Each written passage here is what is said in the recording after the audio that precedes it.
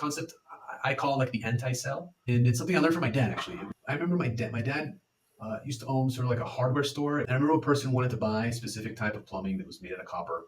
It was like 10 times more expensive than the plastic one, and my dad would have made a killing, right? Because it was a lot, it was higher price, higher margin, everything was better. And I remember him telling the person, "I'm not going to sell you the copper one. I know that's the one you want, but what you've explained to me is you want this, and if that's what you want, your end result, get the plastic one." And the guy was still wanted to buy the copper one. My dad was like, "Get this one.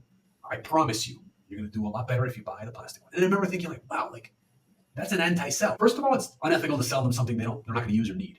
But aside from the ethical part, like this was a person who was saying, "I know what's best for you." The guy eventually relented and bought the plastic one, and then came back a few weeks later and said, "I spoke to this plumber, this one, this one. I want to thank you." He came back and actually admitted the fact that he was wrong. The guy was never buying anything else anywhere else because he was like, "They're going to tell me the truth. They're going to tell me whether or not I should be using that service."